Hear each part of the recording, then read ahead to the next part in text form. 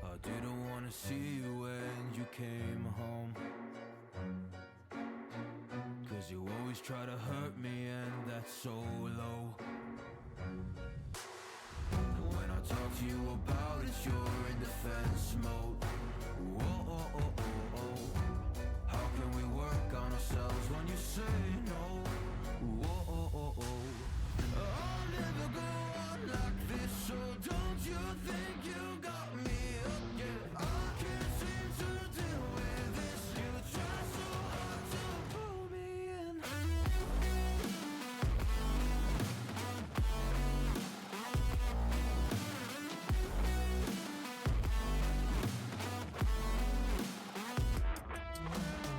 I'll never go on like this, so don't you think you got me up? Yeah, I can't seem to deal with this. You try so hard to pull me in.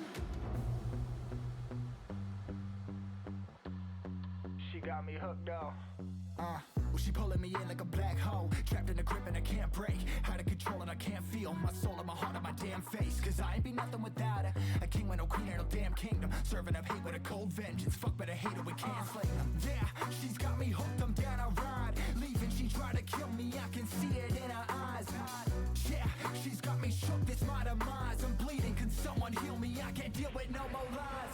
I'll never go on like this, so don't you think you got me up? Yeah, I can't seem to deal with this. You try so hard to pull me on me.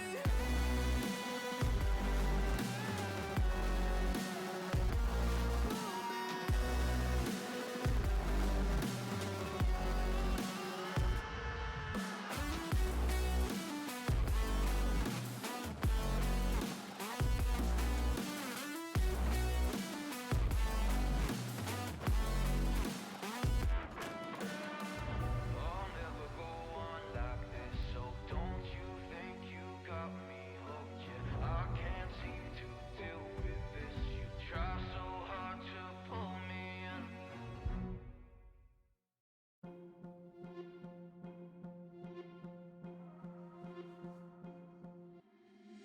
Been trying to change what I've been trying to say.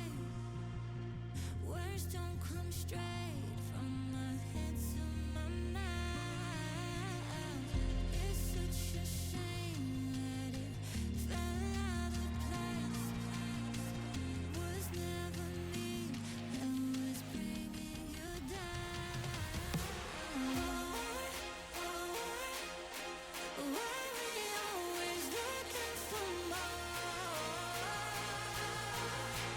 Why we always looking for more?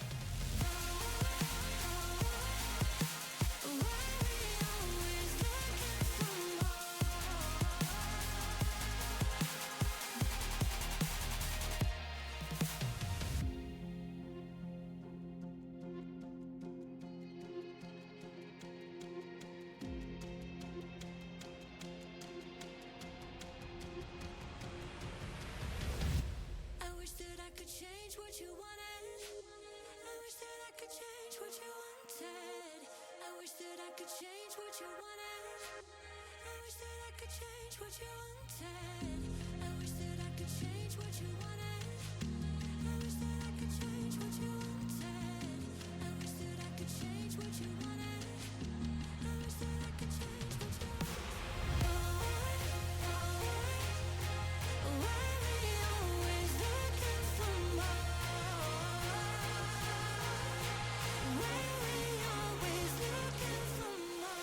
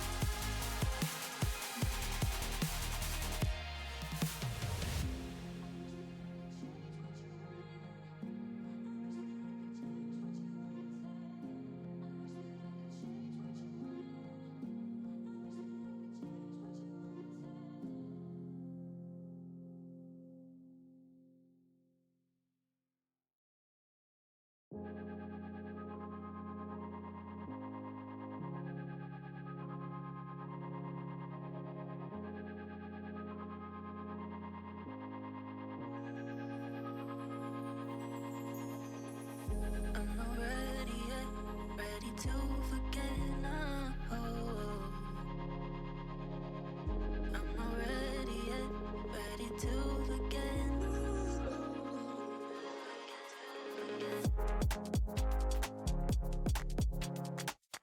I'm not ready yet.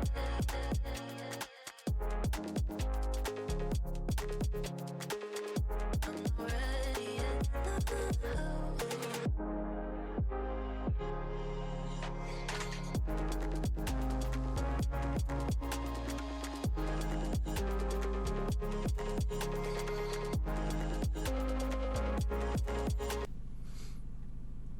Good evening, everybody, and welcome back to Week 4, Playday 13 of Blitz Season 2, and we're getting really deep into this division/group stage, whichever one you want to call it, as now we're looking up, as a doubleheader. It's going to be the Unks versus Thrive, as Thrive are looking to get potentially a couple more points on the board, as Unks are looking for their very first. Yeah, all in all, for the standings for the 4 separate divisions that we have here for the Blitz Suite, this doesn't necessarily matter for playoff contention. It's just about for seeding. In which case, any of these teams will be happy to play against each other. Maybe not against the 5-0 TSG Gold team, but quite literally, this seems like a very even standings that we have here so far for the Blitz Suite. Yeah, we've had a couple of overall forfeits. Outlast Black have forfeited all their games. They've disbanded. TSG Black and O Block also, I believe. I know there's 4 total. I can't remember the 4th one. But nonetheless, it's kind of a situation where these games won't really have a whole... Oh, it was Envy. Okay, yeah. So the Unks are 0-4. They've been blessed with a playoff spot, though. Now, as we go into our rosters, we touch on a couple of the things. Every team essentially has made roster changes. Both of these teams have made roster changes. I believe it's Menendez they added, being paired with, Demi, Dead, Unstoppable, and Zoloris. Not exactly living up to the standards that they had all the way back in, I believe it was TPL 6. Going a little bit under the radar. They did lose a couple of, good players. They no longer have Scary, and you could see with that, 0-4 record that it's been definitely felt by the entire team. But, on the contrary, Thrive also have been having quite a bit of problems after replacing Brios after he left the team. Now, after Rival left Fluffy Aimers, being slotted into the role that Brios previously played. Yeah, and one thing to note about Rival so far for his actual personal stats in the Blitz suite is that his entry stats are great compared to Brios. Like, they're in the negatives, and that's pretty dire considering the fact that he's an entry player. He mainly plays operators like your Ashe, your Deimos, and on defense, he's mainly playing somebody who's going to enable you on a roam, maybe a visual, or even an Ella. Either way, him being implemented into this roster ahead of Brios is not necessarily because it's Rival that this is such a ridiculously bad change for Thrive, but it's because it's any player for Brios. Brios is such a good player for this Thrive team, and his presence, the lack of it, is going to surely be felt for them. Yeah, and this is, if you are now just joining us, this is your very first time watching Season 2 of Blitz. This is a best of 3 format for all division games, so we actually got to see what maps we will be playing in today. Potentially we'll see, a couple of favorites. Honestly, in my opinion, it really just comes down to what the Unks can really put up.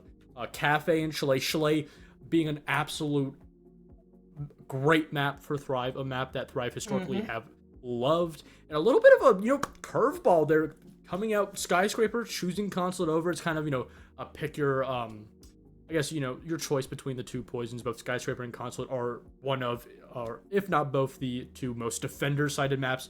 So going to Consulate's kind of we just prefer it better. But Thrive actually picking onto it is a little bit curious. Yeah, and the Unks picking into Cafe, of course, it's a map that this is the only map where they've actually had like a chance to win any games this season. They've had some pretty close games against some of the best teams in the Blitz suite on Cafe specifically. So even though they don't have any wins for Blitz suite, this is theoretically their best map. But yes, you're right. Going on to Consulate compared to Skyscraper, I don't think it's a map that neither team would prefer to play. So that's very interesting that they did pick it over Skyscraper. But I mean, that's the thing. They also had a choice between that and Skyscraper. And Skyscraper is a map that neither one of these teams like. Yeah, and obviously, going into this on paper, the Unks are more than definitely going to be the underdog. And obviously, it's not the best opportunity for the Unks to, really potentially get a point. But again, as we said before, with NV forfeiting all of their games, completely disbanding, the Unks are in playoffs. No matter if they win or lose this, they will still go. And this will simply be proceeding. They are 0-4, so they probably will get the worst seed. There isn't really a whole lot much you can really do there, but you can potentially knock Thrive down, a couple of spots, remove, the top seed that they are potentially seeking. And this is a great opportunity for Thrive to also potentially, try out Rival, really slot him into that role and find out, where he can really play and slot into. And with bands so far like Monty and Ying, we're really going textbook for what we're seeing in this entire meta, and specifically more for Cafe. Yep. Valkyrie also makes a bunch of sense on this map. I would have also maybe even expected a Azami ban to follow from the Unks, from Thrive, as they do have the final say in the beta phase. But yeah, I think this will be a good opportunity for Thrive, like you mentioned, just to build some confidence on the side of Rival, considering the fact that Thrive took a heavy beating against Fluffy Aimers, specifically on their very first map that they played against them in that best of 3 series that they had. The second map was a lot closer. It was 8-7 in favor of Fluffy Aimers, but that first map of Skyscraper went in favor of JJ's team 7-2, and I believe Fluffy Aimers even had like a 6-0 half when Thrive started on the attack on Skyscraper. So that's something to note too that we have to look forward to, because while Thrive do start off on the defense, sooner or later they will have to attack. And if their chemistry isn't built up by this point, then their attacks will surely suffer against Unks, who are clearly a very aggressive and chaotic team. Yeah, and it's kind of a tale of the two different play styles. Thrive, relying on that heavy structure, while the Unks rather are just relying on that more capability of trying to bring something out that will surprise Thrive, relying on that chaos theory, trying to give something new, not only for themselves, but also onto their opponents every single round. And something new that, I wouldn't say it's very uncommon, but usually we do see, maybe a reading or actual bar bomb site. But for the very first round, Thrive will be bringing us all the way down to Kitchen. We can already see that they're more than prepared for these quick jab plays from the Unks, bringing that Maluzi paired with the Fenrir and On top of that, a Goyo. So this is going to be kind of not only a round, but an entire matchup where the Unks aren't really going to be able to get away with a whole lot. A bomb has been located.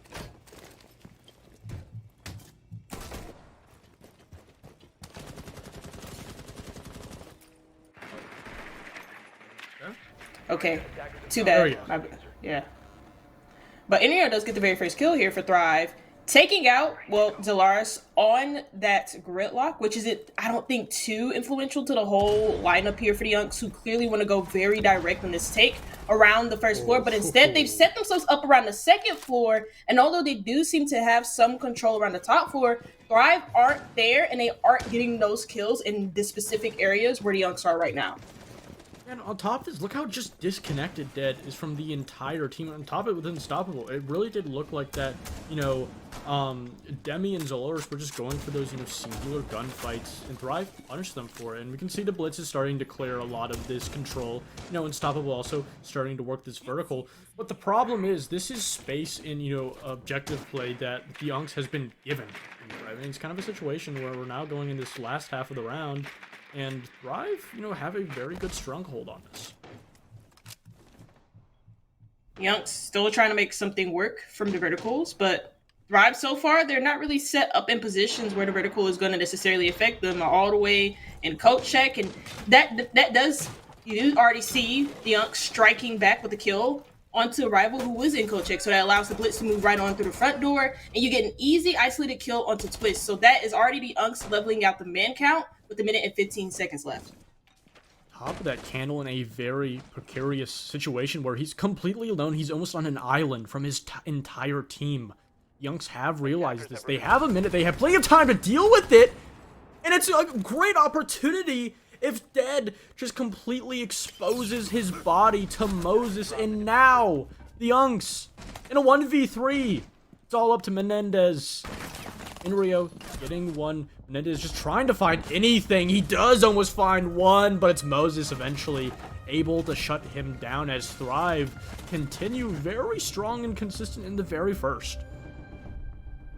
And one thing that really helped Thrive, Thrive in that round, I keep confusing the teams, is the fact that they got those early 2 picks already in the beginning of that round, which really set the pace for the Unks. And it for me, it didn't really seem like the Unks were necessarily coordinating where they were actually going to take it. You had one player set up by Bakery and another player set up by the front door, and then the rest of the team taking top, which I don't really understand that, because it looked like with the Blitz and the way that they were setting up around their horizontal takes, with those 2 players like on a teetering edge of the entrances around the first floor, that they were just going to go very direct, send the Blitz straight into coat check, put somebody on the double window by bar to hold any rotations or any help for the coat check player when the Blitz does eventually run in.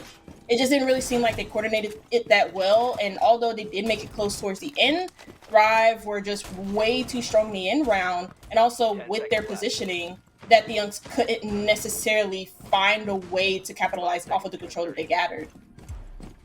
Again, going back to the point, it's just a very contrast in their play styles. In my opinion, it does favor Thrive, but a very interesting and aggressive run with that from Inrio. Potentially looking to catch a player off guard from the Unks if they do try and enter in Bakery for a lurk. But if you use your ears and you can use your eyes, there's no one over here. Solaris will be the only player even in the vicinity of that Echo, but he will be all the way on top of roof already. So, sure, Inrio will not be able to get that very first entry pick, but he will still be allowed to play in this position, play on that Echo, and play in a very safe position, because there's just not a whole lot of pressure from the Unks. And yet again, a situation where the Unks are going for, a relatively, basic, push, not trying to do a whole lot around the map, not trying to clear the map, just trying to approach the extended positions very close to the bomb site. Also seems like Thrive have a bunch of information on where the Unks may be coming from, and you can already see that come out through the Echo drones. I believe there was also a BP, not a BP, but one of the default cameras already set up, and one of those information gathering tools does aid in a nitrocell kill being effective. Oh my gosh, Doug, or Demi, my bad, is the first one to die here for the Unks, and that, again, gives the first kill away to Thrive. Candle finds another one onto Menendez, now puts Thrive in the 4v3, and Twist still has control all the way over into Bathroom as Candle now finds a double in the round, all up to essentially Zoloris, as he's all alone with Unstoppable still on that roof, that Echo relaying that information, but Unstoppable, he's able to find Moses all the way down below by Heaven, or Hell rather, and now Zoloris is still in isolated position, but has a better opportunity. That one player has pushed back down, but it also looks like potentially Twist still could be in this Bathroom position. He is, and he's able to catch Zoloris off guard, and now Unstoppable having to make a huge power play. He finds one onto Inrio, finds a second onto Candle, a triple in the round, but he just needs that last player. Twist's completely disconnected, but the problem is the bomb is down. It's all the way on that third bomb, or the third floor. Twist in complete control and with no intel for Unstoppable. He has no idea where this last Thrive player is playing. He's simply just gonna have to go pick up that diffuser, make his way back down to the site, and see if he can try to get it down. He does get a ping onto the player, but Thrive, Twist just avoiding those gunshots. 23 seconds left on the clock. Still has a ping and a drone on this player. Twist trying to bait him off of that plant, but he just simply will not budge. Unstoppable is able to get it down, but almost swings into the lineup side as Twist. Twist being very patient, just waiting for Unstoppable to potentially make a mistake, potentially just budge, get bored of his position and overswing. But Unstoppable, he's not going to be doing that. He's the one waiting for Twist. But you can see that he has a great idea, just looks away at the wrong moment though. Another swing! And Unstoppable with the 4K is able to shut down Thrive and answer back with one of their own. Looks like we're gonna get a tech pause here from the Yunks, but honestly, I wouldn't blame Thrive if they just take a tech timeout based off of that whole round. Because the one thing that I thought that they did really well with was with their information gathering. They had a good idea of where all of the young players were at all times. They had good information on the top red push going into CS and then over by Shaiko. They got really good information for the first Nitro Cell kill that landed them the very first kill in that round. But then, like, towards the end of it, it just didn't really seem like they had a good idea of where the last player of Unstoppable was. They had all of this good information off-site, but then near the site was where it all fell apart, as when they tried to rotate back to site, they got cut off almost immediately by Unstoppable just waiting for them there. Yeah, and it's kind of a sense where we'll continue to see throughout Cafe, leading on to the later maps, if we so do need Consulate, that the Youngs will more than likely continue to really lean on, and not necessarily need, but it will be an importance for them to win rounds for these players who have these hero plays to show up. If we don't have a situation where Unstoppable can get a 4K, or if it is another player in the rounds going forward, it's going to continue to be a very difficult time for the Youngs. But again, that's just a round that Thrive should not have lost. Just over swinging, giving isolated gunfight after gunfight. It's a situation where you essentially gave that round to Unstoppable on a platter, as if he was, in first class, on a plane. But, now going into the third round, we'll be going over into mining and dining. And keep in mind, they're not going to be going back down to that arena position, realizing that they just simply did not like playing it, want to give Unks something new to deal with. You can already see what the Thrive playstyle is that they just have a ton of information, and I don't see them getting aggressive early, apart from right now. It's already a run out from Twist. And that's the thing that Thrive haven't really started doing. They don't really go for runouts. They haven't really done it this whole entire game, and it's only round 3. But they've just been playing really well off of the information. And they not only have the Melusi of Twist, who just ran out very early on, but they also have Legion, they have 2 BPs, and they also have the Scopos on board. So clearly they just want to know and have control of these positions that the Unks want to gain when it comes to taking control on this top 4. Yeah, and there's a lot to deal with on this third floor for the Youngs. And this is, continuing off of from last round. And to be fair, though, the Thrive did do a great job of playing, this top floor. They gave it up. I wouldn't necessarily say too early, but they gave the Unks just enough time for Thrive and Twist specifically to find the very first pick again onto Dead, removing that ace. And you can see Candle sees the head of Demi and finds a second. And now we can see the Unks are starting to aggress. They're starting to swing, trying to compensate for the pick, but it just continues to go downhill as Rival finds the third for Thrive. Menendez also now taking a couple of shots, trying to look up that white stairs position. Zoloris all alone on the third floor. They know exactly he's here alone, especially with those shots and a second for Rival. And again, a 1v5, Menendez just has to work an absolute miracle in this round, and it won't be possible. Rival, the new guy, the new gun on the block, is able to find 3 kills in this round to give Thrive their second. And talked about a lot of good information gathering from Thrive. On the flip side, the Unks don't really seem to be having the same success when it comes to them getting information and them getting settled inside of the map. They seem very confused on where, like, the Thrive players are on their respective extension upstairs. And that's costing a lot of bodies, a lot of isolated picks, which puts them in a really crazy deficit when it's not even close to the late round yet. We're still at like a minute and 15, and the Unks are like in a 2v5 already. And that happened on the very first round too. They just didn't really have a good idea of where Thrive was sitting at. You have players trying to poke and prod on separate areas of the map, but like I mentioned earlier, because of Thrive's good information gathering tools, that's not going to necessarily work against them because they're going to know where you're at all times. So you have to work against that good information with information of your own by understanding the obstacles that stand in your path. And so far, it doesn't seem like the Unks are recognizing where the obstacles are.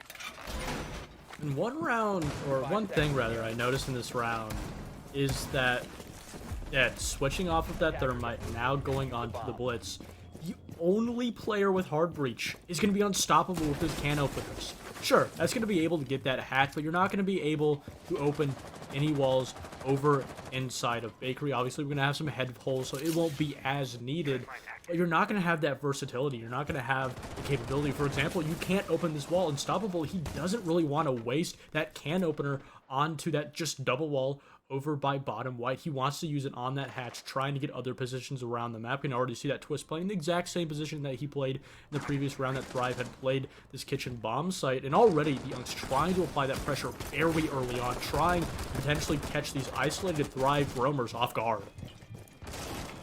But the issue is that there's no roamers up here. What is he checking? Like, okay, there's nobody up here.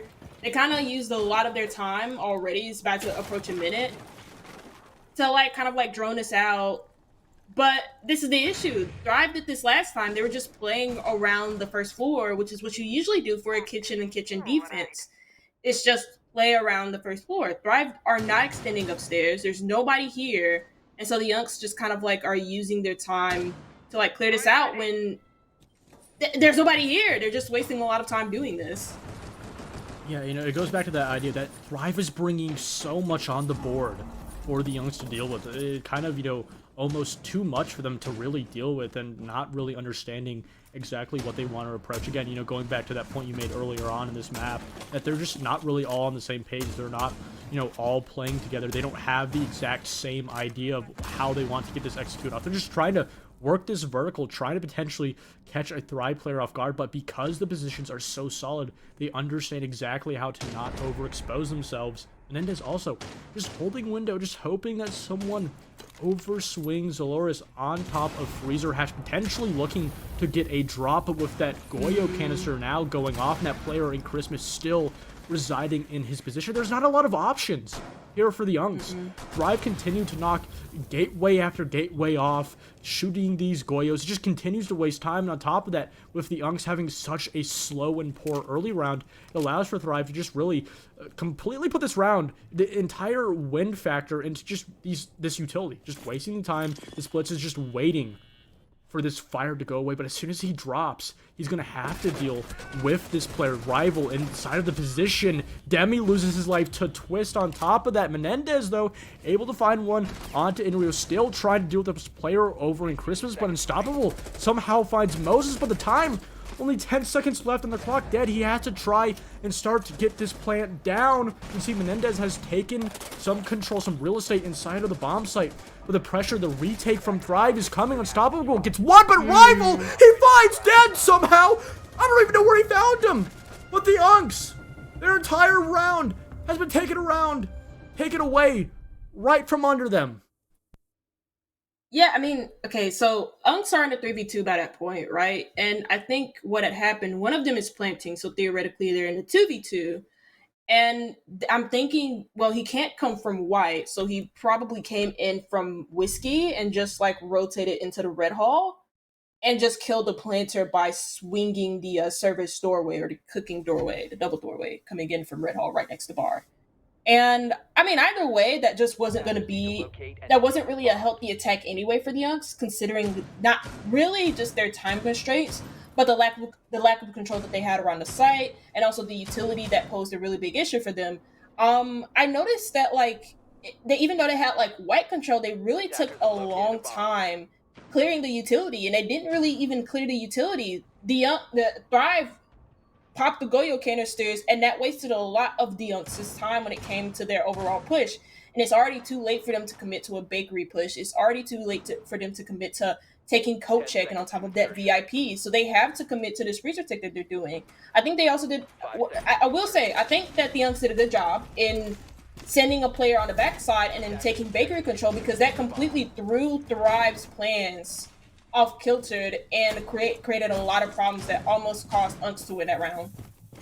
Yeah, again, it goes back to, the idea of, the clash of play styles. Thrive, a very structured team that can definitively and consistently put up a lot of problems to deal with.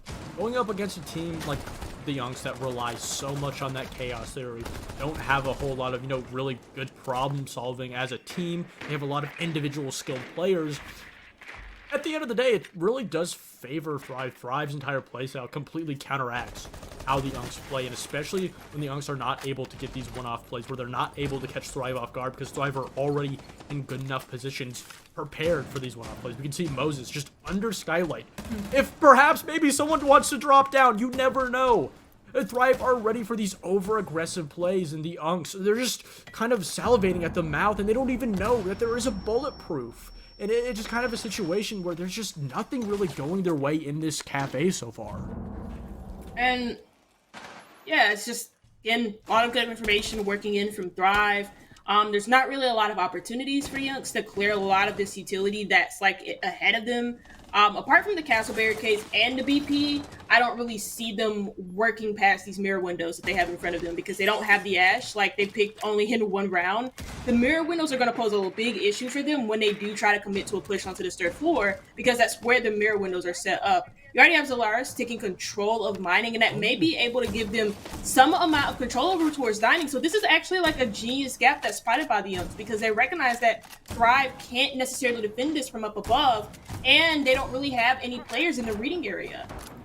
Yeah, if Thrive are not able to respond accordingly, this could be a fantastic opportunity for the Unks. And also, with Demi playing so much pressure, trying to hold this position, trying to deny this vertical, it just won't happen, as Twist now finds a second, and this entire execution is starting to absolutely fall apart. But a retake from Unstoppable, and the Unks find some success, but Candle with a double in the round now. On top of that, is able to juice himself dead, though. Able to catch Rival off guard, and now Unstoppable in dead, completely alone, but Unstoppable putting Candle on skates, shooting him completely in the back, now getting a couple of shots onto Inrio.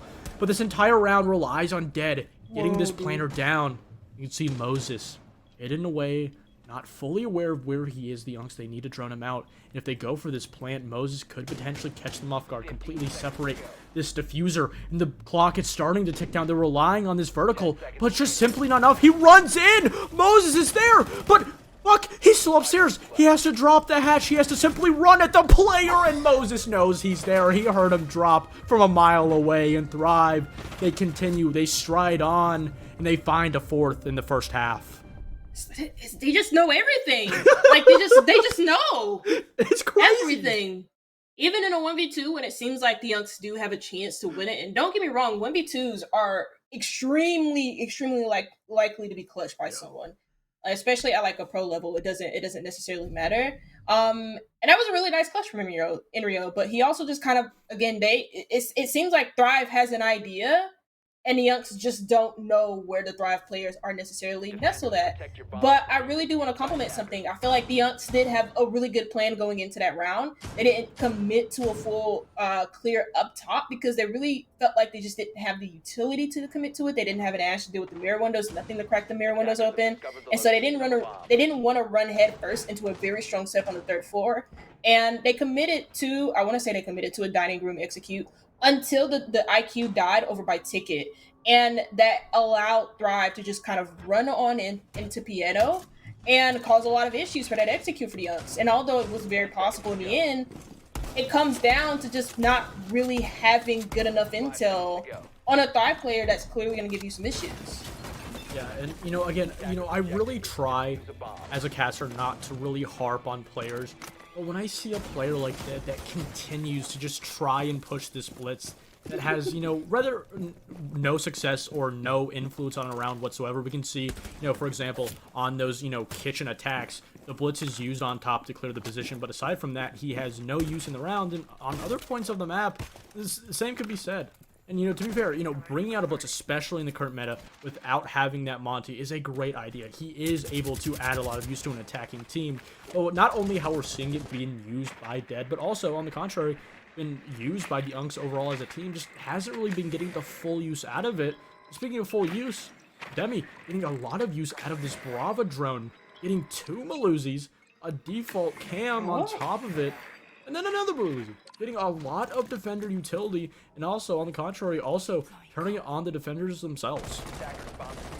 And it's insane that, like, Moses doesn't necessarily hear that. Rival goes for a one-off jump out, gets 1 kill, but immediately gets refragged. But it doesn't matter. Thrive gets 2 on their own with Enrio finding Demi. And the Unks are yet again on the skates here in a 2v4 with Thrive still going out for jump outs and kind of making this round a little bit closer. Yeah, that could have been an absolutely huge mistake by Twist in this situation, because now you have half of the round, 1:30 on the clock. Both Unstoppable and Zolaris, 83 and 100 health. This is more than a reasonable round for them to potentially find out. The problem now is, though, again, the theme that has been carrying out throughout this entire map of Cafe, that just, the Unks have no information whatsoever. And also the same could be said for Thrive. We're seeing Candle in this position, not playing very aggressive, not trying to retake that vertical, and Moses essentially all alone in the bomb site, or at least near it, rather, and mining completely alone. If they wanted to, they'd go for the... And finds one on to Info. So we're trying to find potentially another one. Gets a couple of shots off from Moses. Just trying to find anyone. Trying to build, but he just can't do it. Attackers recovered the diffuser. It's gonna be Zolaris in 1v1. Picks up the diffuser, goes all the way into dining, and the last player alive for Thrive is going to be inside of the reading room. He hears the plant go down. Zolaris doesn't move despite Candle moving up in the hallway, creating some sound, and Zolaris does eventually get off the plant. Confirms the kill onto Candle, and the Unks do find their second, now going on to the defense. And this is the real test for Thrive, considering how much they struggled on defense against Fluffy Aimers when they played that first map of Skyscraper in just their previous playday. I'm back. That was a very enticing round. And, we talked about that very first jump out from Twist, giving the Unks that 2v3 was an absolute huge opportunity for them, and eventually did lead to that 2-4 scoreline, even though I wasn't able to finish out because I lagged out. Nonetheless, I get the full picture of it, but it's kind of a buffer, a 2-4 half for Cafe, especially how it currently plays in the meta and what we've seen Thrive put up on the board.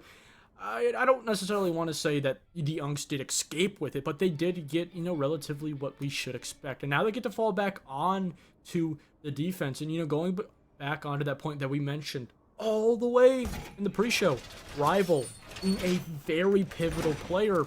He did have some success. Obviously, he was not the main entry player for Thrive, but now on the attack, this is where he's going to need to have the most impact. And if he doesn't, we could potentially see Thrive potentially start to falter.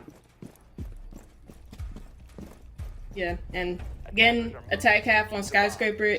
I think it's slightly different than the attack half on Cafe, because I think Cafe is a lot more possible to, wow. Oh, okay, no, I see.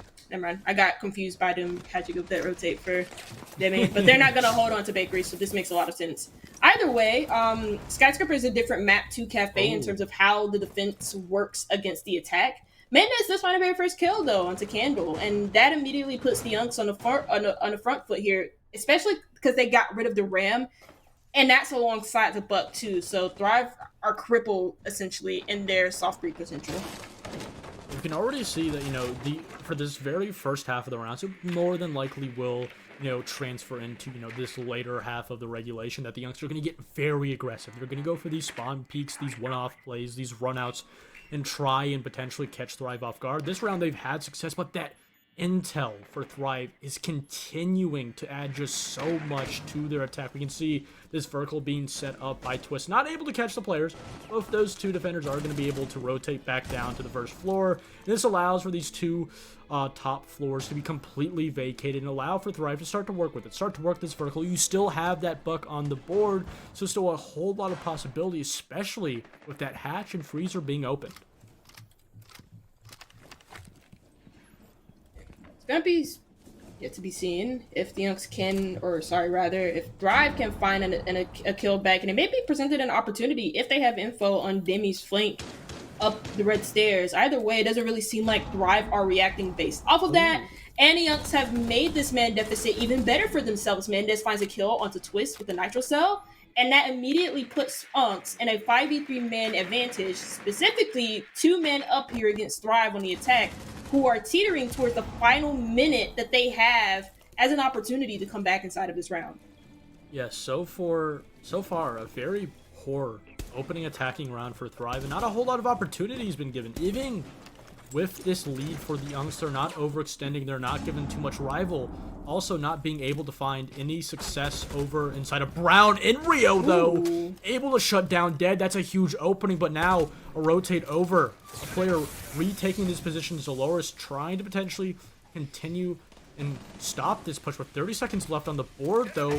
Moses is able to find his way. Rival does also shut down Demi, but Moses so low on the health, baiting the swing. Rival, he's able to find it, but the flank from Zoloris shuts down Moses, and now the drop. Zoloris was shooting him a little bit. A huge opening for Menendez, though, and now it's all up to Inrio. A complete blindside from him, allowing for that player to just slip by his lines of sight, take down and shut his player. He finds Zoloris, but he can't get through the head holes, and there's going to be no opportunity as the Unks stunt Thrive on their very first attack. Yep, early round went really well for the Unks, but I think late round, when they've been able to exercise their patience over the overall course of that round, and it pays off for them really well, and especially in that 2v2 when Namazi goes up for the flank up top. You have also a player pushing in from Freezer, and Thrive kind of have to push in deep, try and take care of the smoke that's causing a lot of issues, that's causing a lot of this unrest inside of the site, especially for the Osa, who's trying to place shields down. And I don't know, what I really liked about that round was the fact that the Unks practiced so much patience, and they weren't over swinging things and giving many opportunities from Thrive's, apart from when Thrive ended up pushing in deep, and they won some very crucial gunfights that they probably shouldn't have won. But still, a good round for the Younks to gather, considering, the side that they're on. And for Thrive, they really need to find some success on these attacks, because again, this is what really lost in that game against Fluffy Aimers. And so far, that first attack wasn't really, it doesn't really give me much confidence, especially on a map like Cafe. Yeah, also, obviously it's the very first round, but it is a point that we do have to touch on. Thrive losing those 2 very first entry picks, and keep in mind, both of those entry positions from Thrive, not one of them was from Rival. Obviously, he has had, some success translating over to the attack now in that 7-5, continuing to play that dough, could be adding not only a whole lot of, intel capability with, his phone calls, but also that DMR is able to cut off these crosses. And again, the Unks now trying to give a lot of problems on this top floor for Thrive to deal with. And, last round we didn't really see a lot of that cohesion that Thrive is known for. But right now, they're moving relatively very fast, getting these openings, getting these hatches opening, just relaying, just reading into this defense and just trying to read into what the Unks have put up. And you have a clear focus as well as to what Thrive wants to go for. Drones are going to go into piano. They know that one is in CS off rip. And that could easily be circumvented by the fact that they do have Buck and a couple of, just the Buck here. Flashes go into CS, Twitch drops down. He can buck this open and completely kill this CS player. Oh. Huge opening by Rival, or Twist rather, as he confirms the kill. Look, I know exactly what happened there, but again, dead. Dead for the very first pick. Solaris being paired with Menendez on this top floor, still trying to hold this control, still trying to put this onslaught of the Thrive attack, and Unstoppable, he's able to shut down Inrio, with these flashbangs still applying so much pressure. No direct pressure just yet! As I say that, Twist is able to find one onto Menendez as his Candle backs him up, and now this top floor completely cleared. Both of those defenders still extended, losing their life. Now just up to Demi and Unstoppable in the 2v4. Good team clear from Thrive. They got some great control around this third floor, and they may just be poised for a reading room execute. You can see the positionings of the Unks. That's exactly what Thrive are going to go for. This reading room execute. They're already planting, and this is going to be a very tough position for the Unks to come back from. But Demi and Unstoppable, they're able to find two, and Demi with the flank, he shuts down Moses! But Twists with the vertical right above the bomb. This is going to force one player to retake upstairs to apply a little bit of pressure. He finds the kill onto Unstoppable, forcing Demi to get off that diffuser. 23 seconds left on the clock.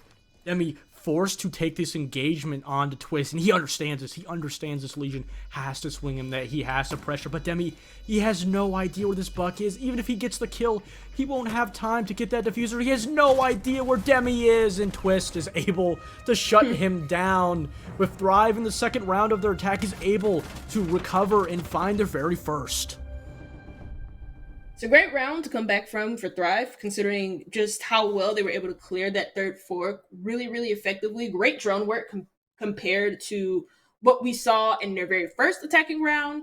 It enabled them to get control of CS and then of piano, just by them droning out the initial player in the CS box. And because of that kill, the rest of the Unks didn't aggressively try to defend the third floor. You had one kill from Unstoppable, but he was pushed all the way back onto White Stairs. And the rest of the Unks just kind of like fell off or died as they tried to retreat back to the second floor to protect the site. And it was a great try from the Unks towards the end, but Thrive had a very good action plan from beginning to start with their good information gathering tools that allowed them to get that third floor really, really effectively. And also in that 1v2, that third floor control won them the round. Yeah, and the Unks are going to be going back to the exact same bomb site, that being, or actually no, rather, doing exactly what Thrive did on their defense after losing the ring, going to the dining and mining bomb site now. This time we can see that Thrive have read into this quite well, bringing out the Twitch for that mirror. On top of that, for the very first time out of the 3 rounds, going to the third, Moses will be picking onto that blitz. The very first time we've seen this entire game Thrive pick onto such an aggressive operator like the one that Moses is now sitting on. And they could potentially, if given the opportunity, go for a quick jab into the bomb site. We'll see if they can utilize the blitz a lot more effectively than the Unks did, because the Unks had the blitz a couple of rounds and it just didn't really work out too well. Great usage from the Twitch drone, and that's going to allow the blitz to just run right on in. The bomb site, it's completely clear. There's no one in here. Candle's just getting the bomb down. Unstoppable gets Moses, but also takes his own life. The diffuser goes down. 40 seconds left on the clock. Demi and Rival's Rival finds 2. Rival with a 3rd in the round. Now it's all up to Zoloris just trying to salvage this round, but it's a 3v1.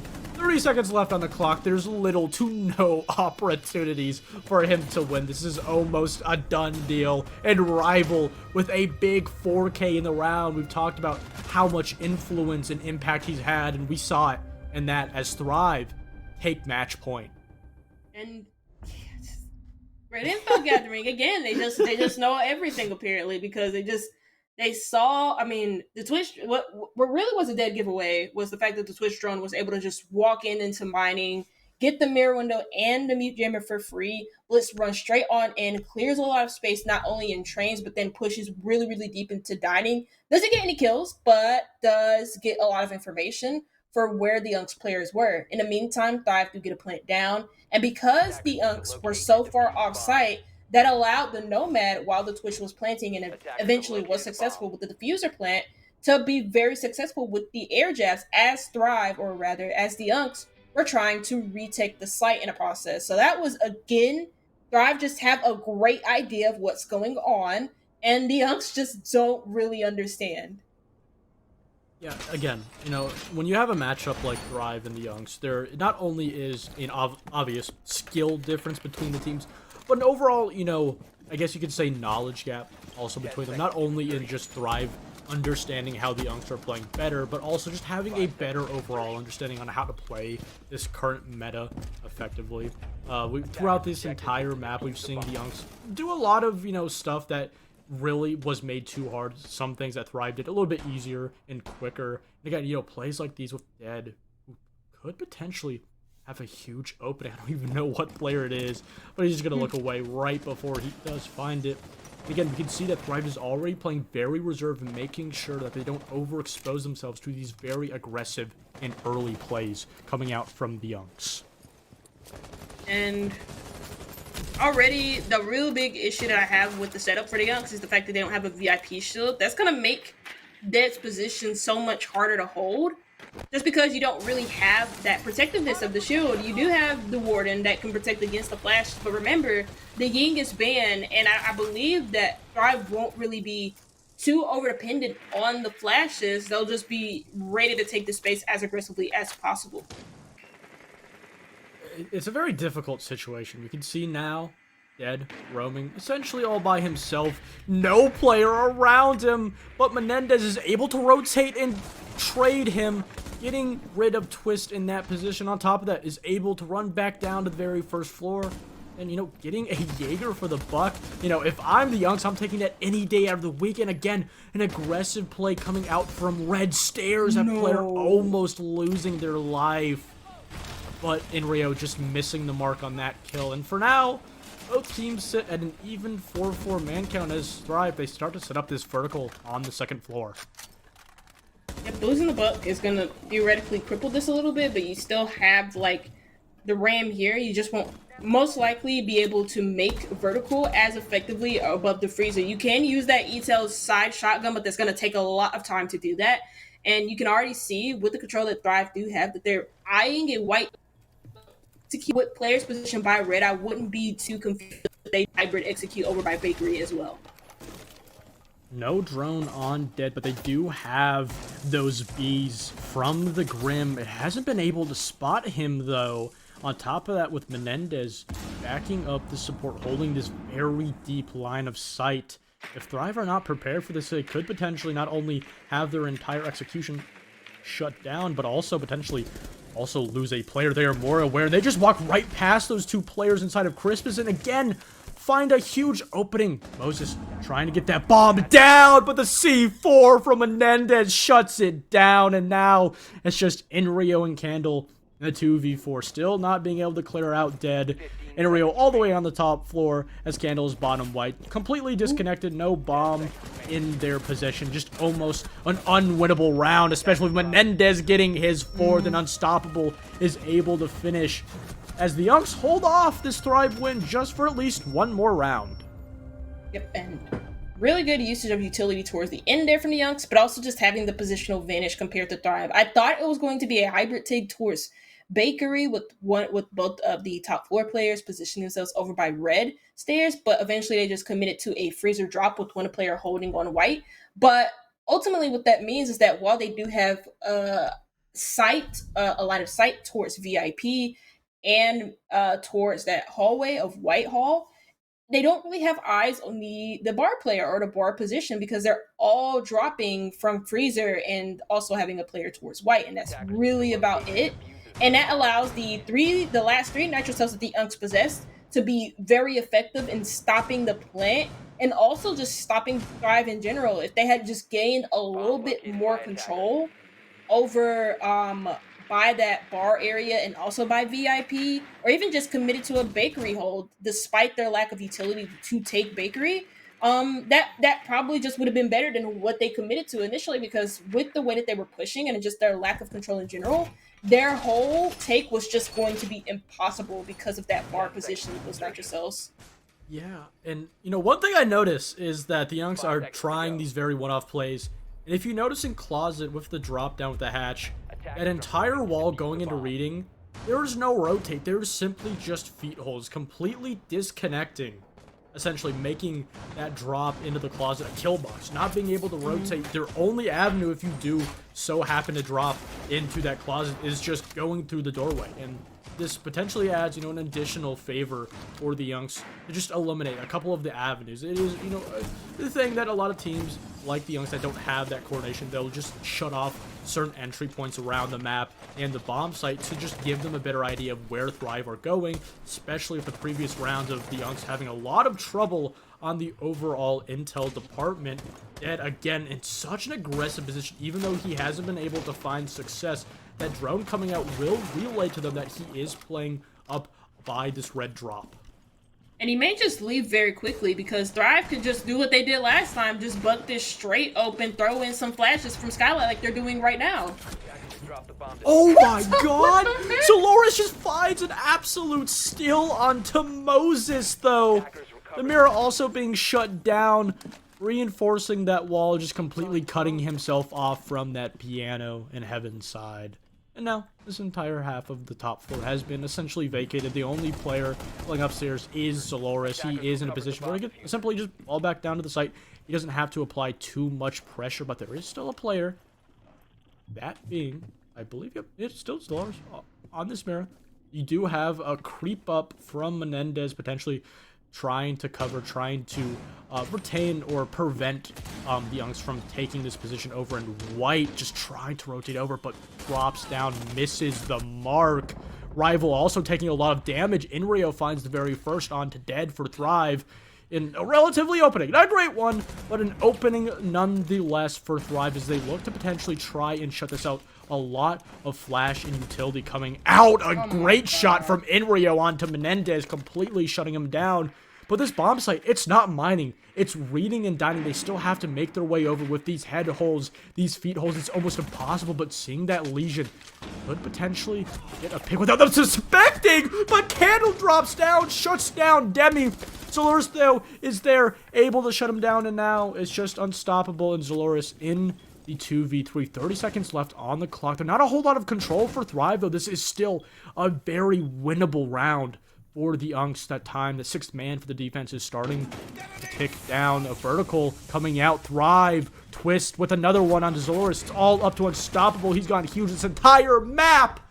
But it will end there as Inrio, not only going huge in this round, but this entire first map of Cafe is the one to shut it down in regulation for Thrive as they take the very first map of Cafe. And not only do they take the very first map of Cafe, this is the Unks map pick, but also their best map statistically that they've had all season. And keep that in mind, because also keep this in mind, they have not won a single game at all in a best of three. They haven't. I don't think they've won a single map. So I mean, it is just take it how it is. And then we're going on to Thrive's map, Chalet, a map that they're noted to be good on, that they were quite successful in Element 3. Not with this roster specifically, but just the team with some of the core players still being on here. It's going to be a difficult one for the Youngs, but I'm looking forward to it. Yeah, it is going to be very difficult, and we will be going all the way over the snowy mountains of Chalet. But not just yet. We're going to be taking a quick little break. Don't go anywhere far as we have Chalet coming up relatively shortly.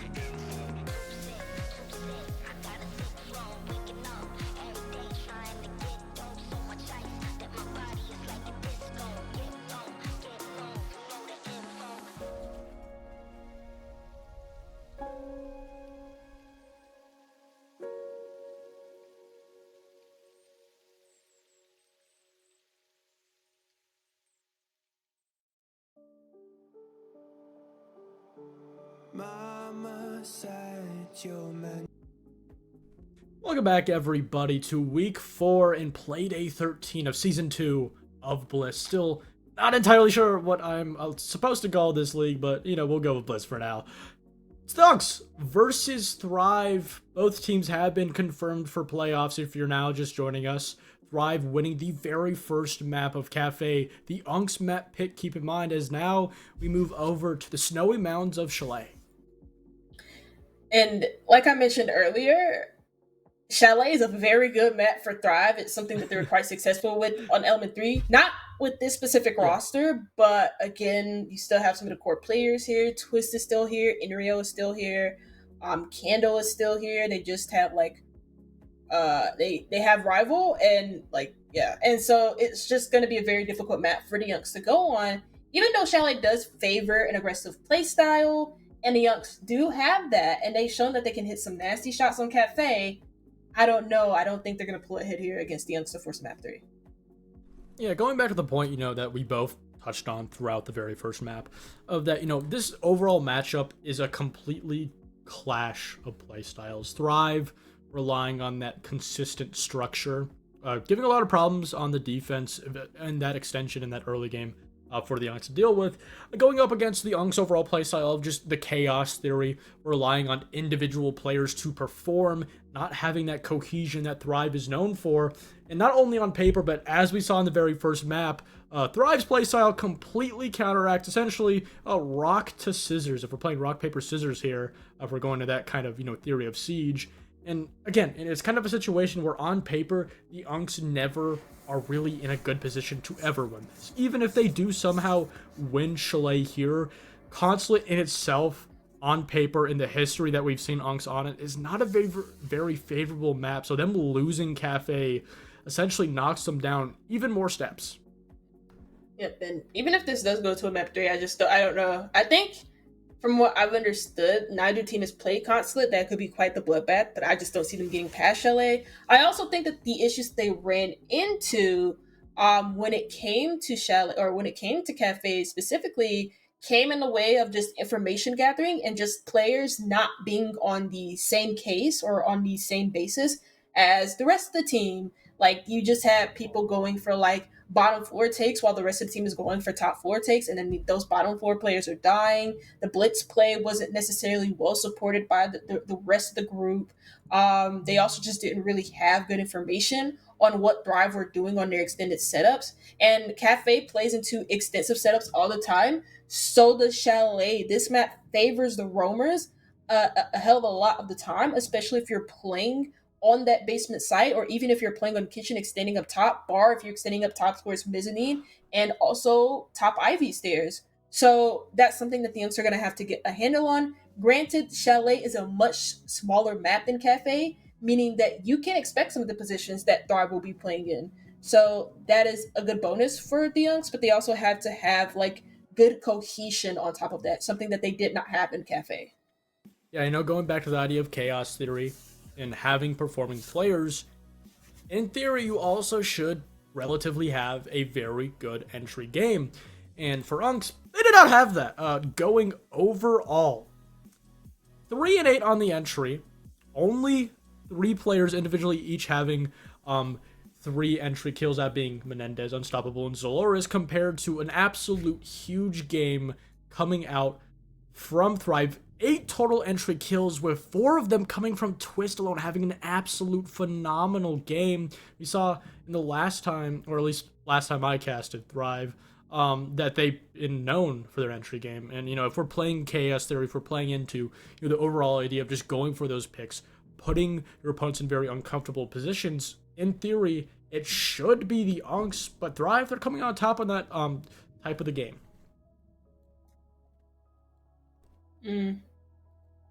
And honestly, yeah, like entries were a big part of that, and I think that just again comes down to just information gathering, something that they struggled quite a bit with on Cafe.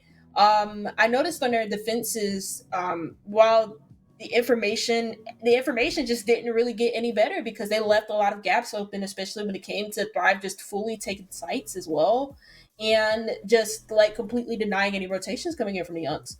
It just seemed like Thrive were just one step ahead, whereas the Unks were like 5 gazillion steps back at times. And so, and that was on their own map pick. So now going on to Chalet, they just have a whole big task ahead of them. And if you're wondering why we're still in the flyware phase, We just had a couple players missing in from the lobby. We should be heading into the game quite soon with every player now in the lobby here between Thrive and Youngs. And we're kind of going into a situation where, talking about, the overall importance of this matchup. The Yunks, 0-4, not winning a map, and because of that, with our system, one map counts as a point. Even if you lose 1-2, you still get a point.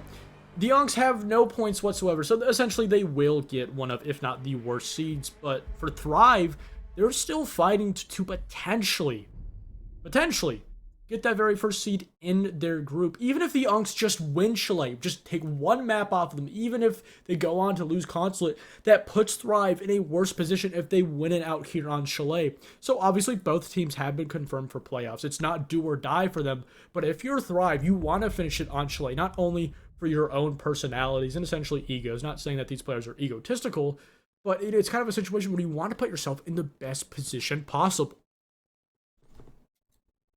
Ooh, that's Like an that. interesting ban. Yeah, I mean, I don't remember any of Thrive players specifically sticking the Deimos a lot of the time on Cafe. And you can make the excuse that for Deimos on Chalet, there's just so many soft floorings that he can be quite effective on this map. The same can be true for Cafe, yet Thrive didn't really pick into the Deimos all that much. So that's a very interesting one from the Yunks to commit to, considering the fact that Thrive do attack first. Monty's the second one to follow, with Thrive banning that out for their first attacking ban, which makes a lot of sense. He was also banned on the very first map too. Yeah, again, aside from that Deimos, which in my opinion, as you said, I don't think it's going to have a whole lot of impact on either of the teams. And continuing with, the Valkyrie, the Montaigne, and Zombie bans, these are bans that just we've seen before. This Chalet on paper, whether or not, what team brings what to the table, whether or not Thrive do show up or maybe they fall off a cliff, you never know. On paper, Chalet should play to what it relatively has before. So there, again, are not going to be a lot of opportunities up front for the Unks to simply catch Thrive off guard. They're going to have to create those opportunities themselves. They're going to have to go out of their way to meet Thrive in these entry engagements, especially, so importantly, starting on the defense. We saw, the first two rounds, they did a great job of giving Thrive a very hard time on winning those entry engagements, taking that map control, but eventually Thrive was able to patch that hole, fix those problems, and, going into this matchup, especially, again, a lot of questionable decisions. The very first bomb site that we see is in Basement. Keep in mind, you still have Bar, you still have Kitchen, which are the two more favorable sites, and this is essentially, at least hoping, in my mind, this is the Unks trying to give Thrive something crazy in the very first round to deal with, but in my opinion, it may be a misstep.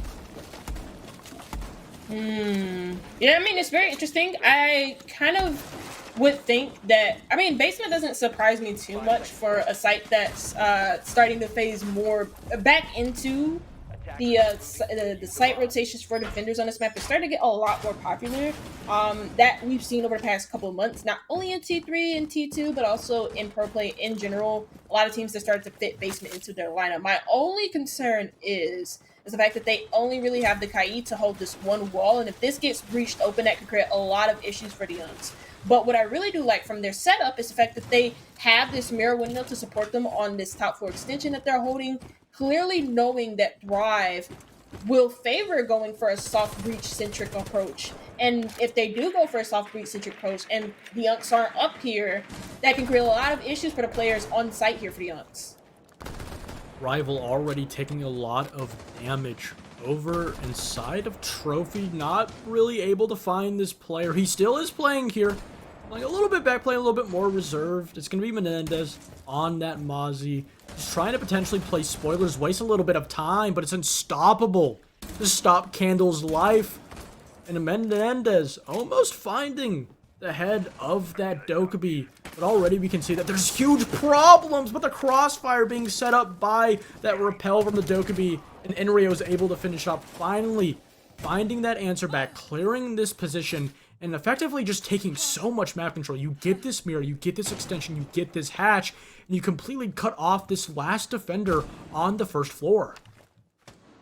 Still people up here, actually. It's not only Zolaris playing all the way up over by Bar, but also Demi's upstairs as well. And I don't think Thrive knew about that. They put themselves in a 4v3, and he could realistically throw off this whole kitchen execute that they're trying to do just by playing on top of the main hatch upstairs. He doesn't have any explosives to blow that open, so that may create an issue, and he may just have to commit to a full rotation on the backside of Thrive through Trophy, which is a great thing for Youngs because that creates a lot of pressure for Thrive.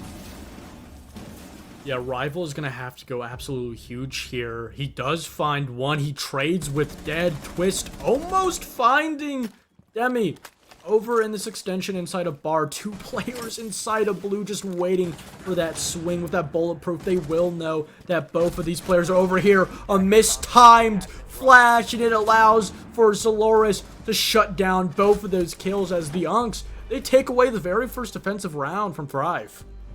And very good top floor setup, or, well, good enough. They got the very first opening pick, killed the West main player that was trying to support the trophy push. And they just kind of have like these like little players in like different pockets that Thrive aren't necessarily expecting. A good flank from Demi gets a kill for the Younks while he's playing on that second floor, and Thrive are still trying to commit to some sort of rotation up top. Either way, the Youngs get a very good, convincing first round off of a great first and second floor setup. And that setup created a lot of issues for Thrive when it came to them just trying to clear the rest of that top floor. They couldn't really commit to their site execute because they had to worry about what's around them on that first floor. And also the players that were on site for the Younks did a very good job holding off that Thrive execute through way of the Goyo fires.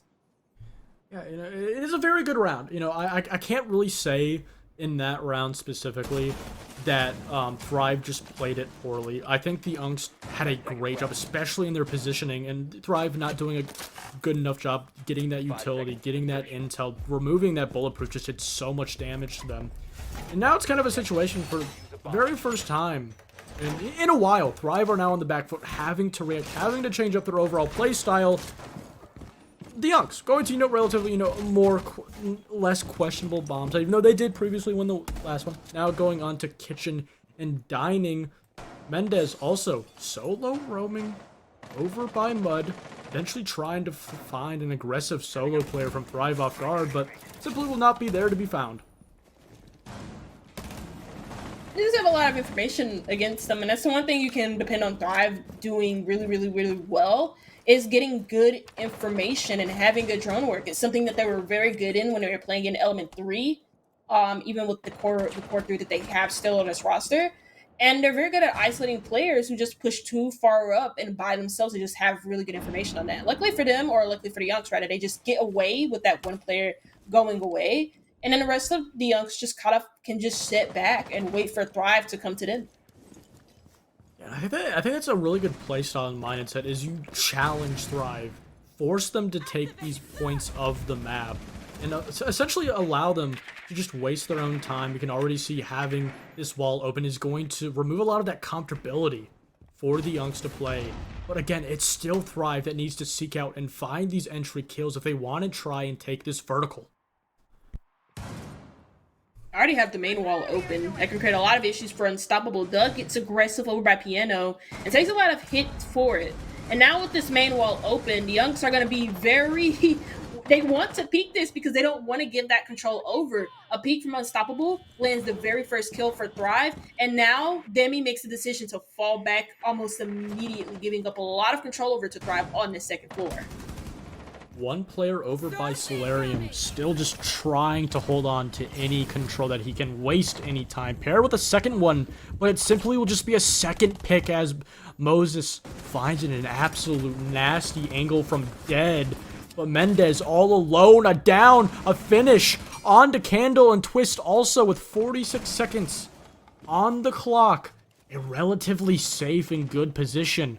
Twist more than likely will be able to get picked up. A ping on the player below the C4 could be huge, but somehow Rival is fully aware of it, just completely vacating that space, wasting that C4. But the problem now is no control near the bomb site. allowing them to execute with 20 seconds left on the clock. Dead on top of that. Eventually finishes Twist. Inrio also down. A 2v4 essentially. Now a 1v3. It's all up to Rival. He's going to pick the bomb up. Not even going to be able to pick Inrio. He just simply has to make a choice. He has to make a drop. Both 3 players on the board. It's simply impossible. Dead with 2 kills to finish it off as the Unks, they continue to stop Thrive and find their second. And again, I mean, that time, Thrive were very successful in clearing the extensive run up top. They opened the main wall, forced Unks to get aggressive. Then when they tried to retreat, they had a cutoff over, I believe, by the Solarium window. Actually, there was nobody making fire, so I don't think it was the Solarium window. Either way, they had a cutoff for the Unks on their retreat back to site. But they just, like you mentioned throughout that whole round, they just don't really have any control. They don't have the main dining room wall open, because they used all of their hard breach on the top, on the wall up top, and also you still, they used all of their hard breach on the wall up top. They have like no trophy control, and their time is running low. So if they do go for that trophy control, which is more possible than them going for a dining execute, they're going to face a lot of opposition because the Unks know that that's going to be their most reliable option for Thrive to be successful in that round. And yeah, it just didn't really go their way. The Unks are now 2-0 up on Thrive's map pick. No tactical timeout for Thrive. They do have a coach, keep in mind, so they would be able to use it. Losing 2 rounds, now attacking this bar and gaming bomb site. And, you know, I think it's clear as day. You can see it too, Chaco. We have that Lion. We've got, you know, the Finka, the Glaz in the sense, and Inrio on that sense even has the diffuser. This more than just calls out a situation where this is going to be playing with 3 players upstairs. This also could potentially be a really good opportunity and opening with that Mira still inside of stock. They can't really get anything done, especially also with Verkle still in control of the Unks with that hatch being opening. You can't really just get this execute off, but nonetheless, Thrive, they're going to try for it. A Warden, though, on this position. Oh, that's with so the smart. Thatcher, though, he can't see. They get him down. Inrio getting the bomb down. No player on the Unks is in position, and the bomb will go down. The C4 won't even work. A Thatcher finding even more success. Play after play, Twist finds the very first on Zaloris. This opportunity that has been created has opened an entire round for Thrive. Dead, trying to potentially get on this diffuser. Candle finding the second. He just can't get in a safe position, though. He gets on the diffuser. A kill, a second one, a triple in the round from Twist, and it's Moses to finish it off as Thrive. Not only do they find their first, but on top of it, a flawless round. Oh my god. Like, it's like the fact that, like, the thing is that, like, the hatch was irrelevant to, like, the whole library push, right? Because, like, there's nobody playing in, like, suicide. So even if that library hatch is open, it doesn't matter in the grand scheme of things for Thrive. The only thing that really stood in the way of them going for that execute was the mirror window, but more specifically was the Warden playing behind the mirror window. Because of his ability to see past the smokes. The Sins wall goes in. He can see the plant going down just by swinging the doorway, but the player on the window can't see him. And so when that EMP goes through, that deletes any and all possibility that the Unks have of coming back inside of that round, apart from getting aggressive on the window when you have a glass right there watching you swing through the smoke. It's just the timing on that and the ability to read that from Thrive show just how good they can really understand the situation. 10 seconds to go. And it continues to carry on from the very first map of Cafe. 5 seconds to go. Yeah, and, you know, again, when you see plays like that, when we talk about this structure, it's just not, you know, oh, hey, they can get these, you know, really quick jab executions off really well. But more specifically, you know, it's that all these attacks, whether it be, you know, completely clearing the roam, getting these extensions shut down from the defense, it's a multiple dimensional push. They're looking at every avenue, every aspect of the entire round, of the entire bomb site, and that's where the structure really comes into play. And already we're seeing that, you know, the Unks trying to get aggressive, trying to shut down these Thrive players. But after that round, they found this new sense of confidence, just clearing out. We can see only one player over by dining. This is a great opportunity. Completely isolated. He doesn't even know that he's on a drone, and Rival's there to shut him down. The very first pick Rival, finding a second in the entire game. And again, sure, you have a player over by top blue starting to rotate. That's going to be Demi trying to retake the space, but completely isolated, all alone with no support. And somehow, not only does he find one, but he finds a second one over by Highway. Demi completely blindsiding Thrive and shutting down this entire attack, but Moses is there to shut down that pressure and even it out to a 3v3. And now with this, he's forced to just fall back. Solaris is just in his way the whole time, like, bro, get out of the way. He's trying to go. But you can already see, I mean, they're not even on site. The site is basement, and they've just completely vacated it, Goose. Look at this. Moses getting the bomb down. A C4 from Dead shuts him down. An extension. A rotate from Demi is not successful. The second C4 from Zaloris is Candle. In essentially a 1v2 now officiated with that kill onto Demi. Still plenty of time for him to play with. On top of that, he does look like he knows exactly where this bomb is. He has a great idea where these players are, just potentially trying to catch a player rotating, but both of these players understanding their positions well, playing this 2v1 accordingly, waiting for him to drop, waiting for Candle to make the very first move, and that's exactly what he needs to do, dropping down the hatch. Now, it doesn't look like the player inside of blue was aware of it, though, so Candle's able to try and at least tease this plant. A double swing, one kill from Candle onto Zaloris, and a second one on the Dead! Absolute nasty play, a 1v2, just down to the T, not missing a shot, both headshots, as Thrive find two of their own and even it out now, 2-2. Oh my god.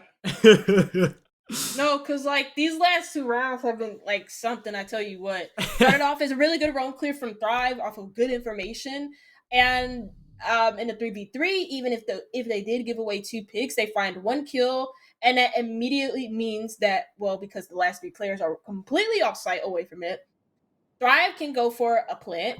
They tried to do that, but because of the information given away from the BP, whether it's cracked or not, even if it's cracked, you can still hear sound of the plant going down, and they know exactly where Thrive is planting. So that's why the nitro cells are able to hit so accurately. And that was really, really good from the Unks. What wasn't really, really good from the Unks was the fact that it's a 1v2, and they just kind of give Candle, like, very easy swings to capitalize off of. They did it one by one instead of just, like, I don't know, doing it at the same time and swinging off of each other and then ensuring an immediate trade based off of that. Either way, though, crazy 2 rounds for Thrive. One was a very good execute, and the other was an extremely great clutch to watch from Candle. Yeah, you know, we talked about how stylistically the Unks do really rely on that individuality. And to be fair, though, with Thrive, these past 2 rounds, aside from that execution, obviously, you know, you did need to, play the coordination, but you can't really rely on these, individual players going huge round after round. Thrive eventually will need to try and find some success in their formula, and Inrio finding success onto the head of Demi, almost a second one onto Zaloris, but Zaloris is reading that position very well. He knows that he doesn't need to swing. The B canister also coming out will make him just push away. A great opening to the round for Thrive. And it looks like this time they're actually committing to, like, a specific push. They're not really focusing on the whole of the second floor. They're just going to commit straight into trophy, and getting this control over by the stairs is very, very good compared to how it looked and around when they exact site. They had, like, no control around it. Now this time they have full control over trophy, and that's going to mean tough decisions have to be made from the Unks to retake this control. Yeah, that's a huge misstep as Twist finds another one onto Zaloris, all up to Unstoppable, and Dead completely disconnected. Dead is able to shut down Twist. Oh my god. Nade almost taking his life! But Dead, He's able to shut down Candle. In the entry, he finds a third one onto Moses. Wait a minute, you gotta slow down, Thrive. The C4 now coming out. Isn't able to find that player. Another nade. It's Rival to shut down Unstoppable. It's gonna need to be an ace from Dead. He shoots the hatch open, but he's not able to fall down! A huge misplay as Rival eventually does finish him off. And Thrive, they take the lead 3-2. What is going on? Yeah, I mean, lead for Thrive, 3-2, very good. I mean, one right away from switching over to the defense. The Unks just kind of gave over some early picks. Thrive, actually, this time around, like I mentioned earlier on, do a very good job of just like committing to getting that trophy control compared to where they were in the round previous, where they had like no control around site. They didn't even have the dining room open, and Unks had like really good positions compared to them. They got that 5v3 man advantage in that previous round now, Thrive, and they just get a lot of control based off of that. The Unks can't really do much about it. They try and like commit to a top 4 retake. You have not Zolaris, but Dead on site doing wonders with the TCSG. And eventually it just wasn't necessarily enough because Thrive had already got that early control. They did a very good job of shutting down the roamers. And the Unks just couldn't really, they just had to capitalize off of hero plays at that point, which luckily for Thrive, they didn't really let them get away with for much longer. And, before I make this point, obviously, Thrive has the lead. They found success. But compared to the last map, especially on the Intel game, the amount of gaps that Thrive has really let just gone by, and not only gone by, but allowed for the Unks to take advantage of, it really does seem like, coming off of the very first map, they started to falter a little bit. A much closer first half compared to, obviously, Thrive could finish it out 4-2. Get exactly what they did over on Cafe. But nonetheless, the Unks now starting to struggle, losing 3 rounds in a row again. Just relying a lot of the same strategies you talked about earlier, just using that singular arcade. Obviously, Thrive aren't putting a whole lot of focus on getting that wall, only having that ace, no secondary Habana or Thermite. Obviously, you're going to have those EMP charges to help. On top of that, with the Thatcher, so there is plenty prepared, but a missed opportunity to get the pick onto Twist. And right now, Thrive just really playing around this overall defensive hold from the Unks. If you notice anything about what Thrive has done on these attacks for this basement site, they don't commit to the big wall. They go straight for elbow towards Trench and go straight for the wine cellar execute. So they do have the tools to kind of like do the job here, and you can tell that the Unks have read into this situation and are looking to try and retake dining to further like throw off the Thrive because of the early control that they got over by dining and trophy. Both players inside of Kitchen could potentially be walking into a trap here as there's 2 defenders over inside of Reading, and here comes the play. Zolores Mendez with 3 huge kills in this entire round for Thrive is essentially dead.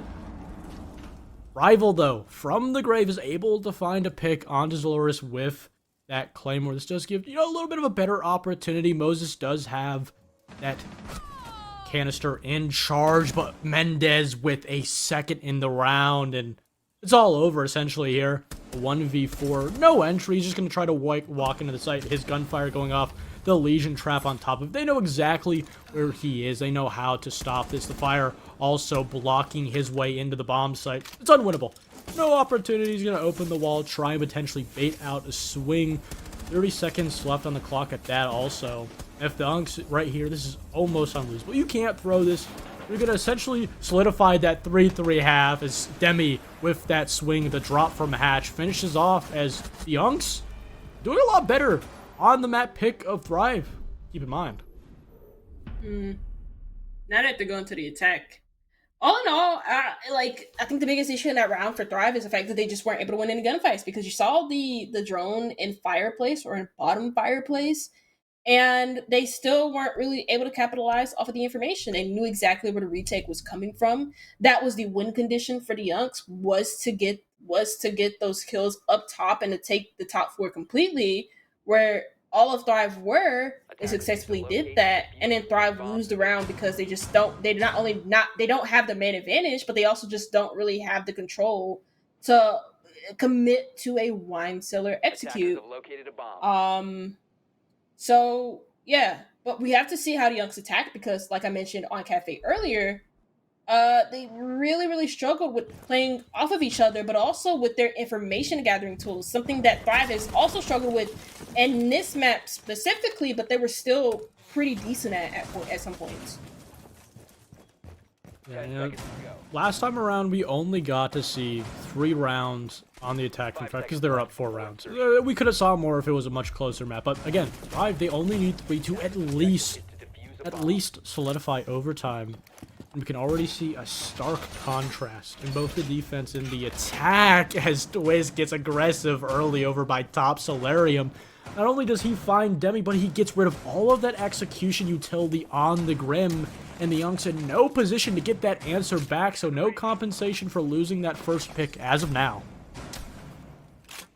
This setup over by Mezzanine and also in the first floor for Thrive is going to create a lot of issues because of the Unks' take. They're not taking towards Trophy, they're taking towards the office area. They want to try and get this control over by the top 4, specifically around offices, but they're facing a lot of issues. Selmas were shot out as they tried to breach the main office wall, and they haven't really seemed like they have like a foothold inside of this map, but they're already looking at other options, specifically towards West Main and Trophy, taking the time to drone this out, and this probably will force some rotations from Thrive, and if it doesn't, then you have a gap that you can work off of as Unks.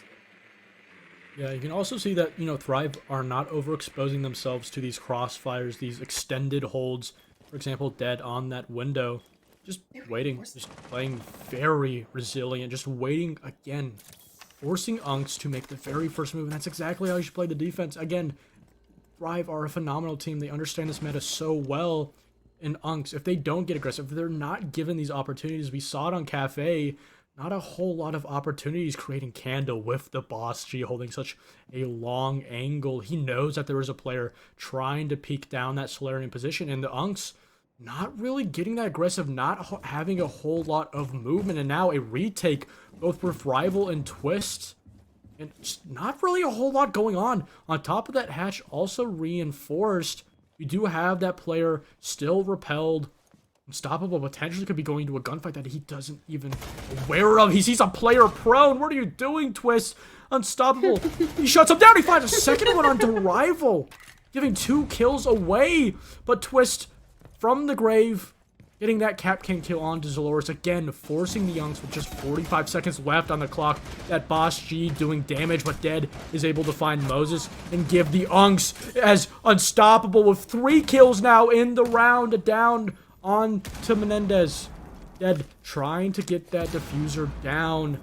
Not a clear line of sight for Inrio to find a kill. He just has to wait for these players to react. A round that the Younks have stolen away from Thrive. And Rio, he does find one now, putting Unstoppable in essentially a 1v1. He may not be aware, but the Oryx dash, still no info. And there's Unstoppable to shut him down as the Younks, they answer back, and now they take a lead of their own, now 4-3. I will say the Rima dash on the replay looks quite silly. That was kind of goofy, like very goofy.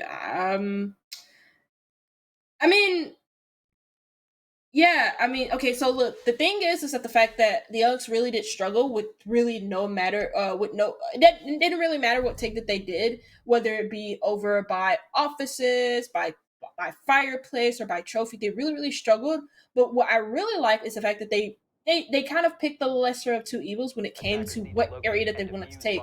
They realized that they were struggling with a fireplace take over into an office take, and that they didn't really have the resources necessary to encounter that setup from Thrive. So they paused, they took the time to drone, gather a lot of information, and they figured, oh yeah, Solarium and Trophy are free for the taking. They reinforced that Trophy wall, double reinforced it, rather, and they can get Trophy for free, they can get Trophy stairs for free, and in the meantime, Thrive kind of read into that. They knew that somebody was on Trophy stairs from the visual playing by the fireplace stairs early on in that round and getting the information on the glass there. and they tried to retake. The retake didn't really work out. I don't understand how, even though it was a 2v1. And both of those players die, and the rest of that round goes in favor of the Unks. The success was felt there throughout the whole entire round. Jesus Christ, Candle. Twist with another. So how is Thrive finding these opening picks? They're just kind of conjuring them with the black magic, just making them appear out of nowhere. In 15 seconds of the round, the Unks find themselves not only losing both their ace and their nomad, putting themselves into a 3v5, but really no opportunities. Dead right outside. Mendez does find one eventually, answering back on to Candle, but a knife from Twists. Where are they finding these kills? I have no idea. Now it's just a 2v4 for the Unks after getting that round lead to Thrive. We're more than ready and prepared to shut him down. That round has not started off the way that they want to. They didn't even get a chance to like use any of the utilities. So like this top 4 take is like null and void.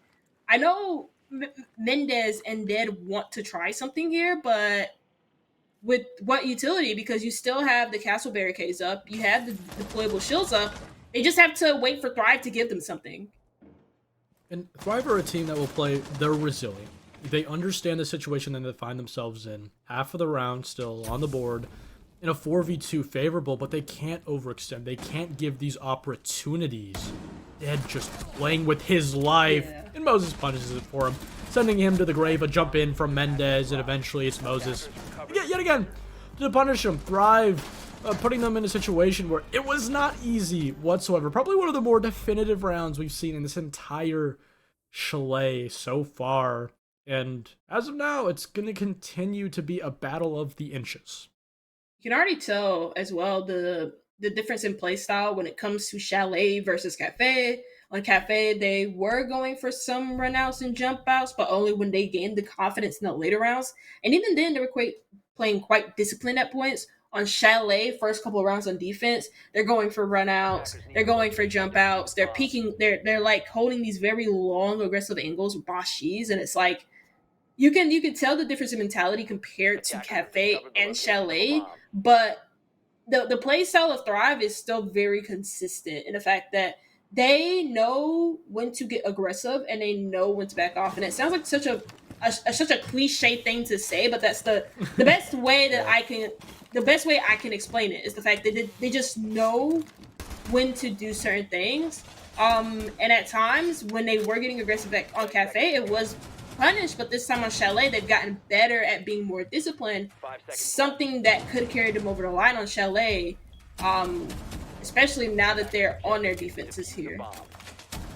I also really love from Thrive just reading into the complete playstyle change on how, obviously the Unks are very aggressive, but they're now leaning into it more than ever, bringing out that cap cam, bringing the Oryx, the Melusi, and the Vigil to give them as many opportunities and capabilities.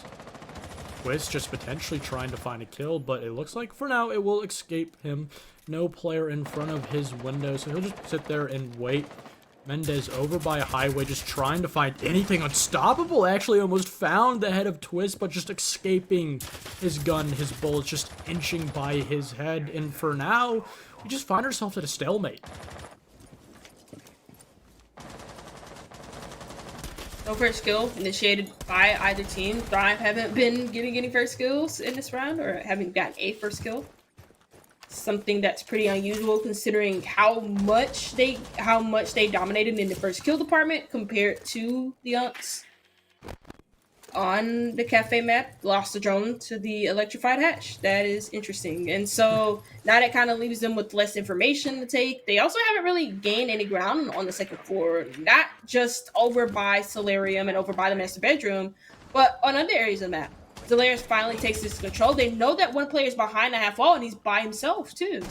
Yeah, it's completely alone. The ping to confirm it, and essentially he's in a do or die place. A run out though, trying to distract that player, trying to give him an opportunity. Candle is able to find Demi, but eventually Zoloris is able to eventually find the head of Rival. A C4 from Twists is able to now shut down that Sophia, and again, a relatively poor opening round from the Unks as Thrive get the better of them. making a lot of noise around the second floor, so that allows the Nitrocell to go off without a hitch. And yeah, they're not really getting any good control. They don't have dining room open by this point, I'm assuming. And so this means that they will have to commit to some sort of execute over by trophy of some sort. They don't even have this hatch open either, which could create a lot of issues for Thrive if it were opened up. But Mendez does find a kill back for the Unks, makes it a 3v3, but you really realistically only just lose the second floor player. You still have a lot of players on side of the site to worry about. Dead, also completely alone, waiting for, a teammate or two to rotate over to Solarium and then eventually Trophy. He does have Mendez over here. Barbed Wire will give off a sound cue. They do get a couple of pings. Inrio, though, is able to find stoppable. Those pings still giving a little bit of information, but with the clock so low, they have to make a choice. They have to make a move. They don't know that Moses is there. A swing coming out, but it's just not enough as Inrio is able to shut it down. And for the second time in the second half, Thrive is able to find the lead, but again, only by one.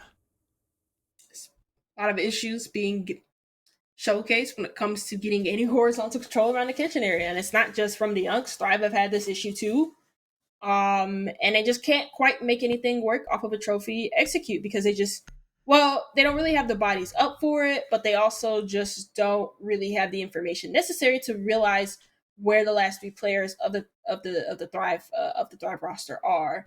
Having a lot of difficulties when it came to getting that second floor control. The player behind the half wall posed a lot of issues when it came to time constraints, but also you had some help over by Fireplace Stairs.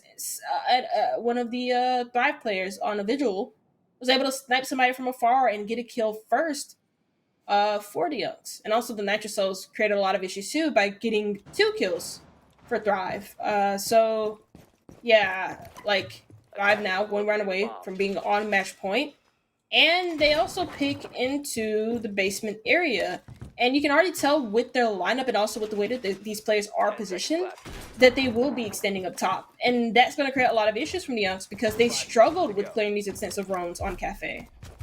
And yet again, after the Unks fall down, they fall back onto that very aggressive playstyle, bringing out the glass, being paired with that blitz, trying to potentially create some opportunities. But even after Cafe, I'm still just not confident. Not only specifically with Dead, I don't want to really call him out, but just overall, the Unks just not really getting a whole lot of use out of that blitz. They obviously had a lot of confidence behind it.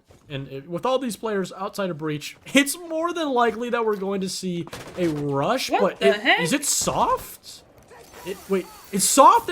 It's completely soft, but because of it, they're able to just shoot it off. I'm not exactly sure if this was not important, but a purposeful play by Thrive, or if they just got lazy and forgot to reinforce it. But there's no breach charges. The only way to open it is that thermite, and they just shoot it off. And even Thrive is confused. No, they can open this with the Zofia, but she's on the opposite side of the map. Did they not draw this out? Oh my god, they know the rush is coming. It's too late now. You can't do it. Thrive are more than prepared. They're just gonna rotate players over. They have 2 C4s. Both players should be playing on the bomb side, so they're more than prepared to just completely shut down this rush. No way they commit to this. Blitz now coming out. No one behind the mirror, though. Opportunity created out of nowhere. Dead overextending Zoloris, trying to get that bomb down. It's shut down. Twist and Rival also shutting 2 players. The Blitz is able to find one. Even it out to essentially a 2v3 now. Rotate over by Candle, drops down onto Demi. All just dead, completely alone. He's going to try and get Zoloris still up with Brios, or Inrio rather, shutting him down. It's a 1v3, a rush that was cursed from the very beginning of this entire round. Sure, you have the Blitz, probably one of the most powerful operators, but with 3 players in front of you trying to find an opportunity, and Rio still continuing to shoot. It's just not going to be there. A very questionable round, not only from us, but also Thrive. And now, for the very first time, since the Unks themselves won 2 in a row, Thrive now take the lead by 2. And I'm surprised they committed to the main breach rush. I'm gonna be completely honest. And the reason why was because, like you mentioned, they rotated a lot of players back to site, even though they were doing a heavy off-site hold with the mirror up top and other players surrounding the mirror windows up top as well. Clearly thinking that the Unks would do a full roam clear. They don't do a full roam clear. They commit to the site setup. Thrive rotate players back, but specifically they rotate. Who they rotate among those players was a warden. They're going for a smoke plant and a blitz rush at the same time. I think people can connect the dots with why the order is important there. And so the Unks kind of just they committed to their telegraphed push, failing the thermite initially and not rotating the Sophia there off rip and then having somebody else do the back push from the snowmobile garage, thus giving Thrive match point opportunity and an opportunity to close this whole entire game. 5 seconds to insertion. It's just kind of a situation where, you know, I feel like in that round specifically, the Unks, not only did they get a little bit lazy, but they just didn't really want to play into that extension from Thrive. And also Thrive just overcompensating, just overvaluing what the Unks brought on the attack. We already see opening these breaches, just trying to open up these lines of sights onto these players over by top Mez and Fireplace, just making them a little bit uncomfortable early into the round. And I absolutely love that. We can see that the Youngster are more than prepared to push on to this extension on the top floor, deal with it, play the time, just play into the current meta that we have found, not trying to do anything too crazy or what like we saw in the round previously, and they have plenty of utility to back up for it. I like the fact that they've been able to take care of. they've been given an opportunity to actually take care of some of the utility, specifically the castle barricades, to make playing these exterior angles a lot easier. It does seem like already somebody's taking basement, so that means that they could sneak up towards Trophy and then take the rest of this top floor area. But with their very first kill from Thrive, they take out Ace on the Unstoppable, which gets rid of a lot of explosive utility, specifically to deal with these deployable shields that still exist up top on this top floor extension from Thrive. On top of that, removing the ace allows for these players over in Reading and top Mez just play so comfortably. They don't have to be pushed out. There's no new lines of sight being created by opening these hard walls. And on top of that, Twist completely undroned. It doesn't even look like the Unks even have a semblance that he's going to be over there. But a poorly timed swing from Candle, eventually Rival is there to not only find one, but two. And now Zaloris all alone in the middle of the bomb site. 3 players left on the board, more than ready, more than prepared to retake and essentially snub out this last player. 68 bars of health, trying to potentially find a player, but with this bomb, he has to either get all 3 kills or get this diffuser off, and both options are near impossible, especially with this crossfire being played. Doesn't even know that there's a player Rival on the hatch, and Thrive, they finish it out on 2 on Chalet. Well, convincing enough series for Thrive 2-0. To be fair, this is kind of like what I expected from them. Not in the sense that the Unks are a bad team. I just think that with the amount of roster changes, players having to be subbed in and out, and compare that to Thrive, who have established players at a T2 level, this was a game that Thrive should be winning 2-0.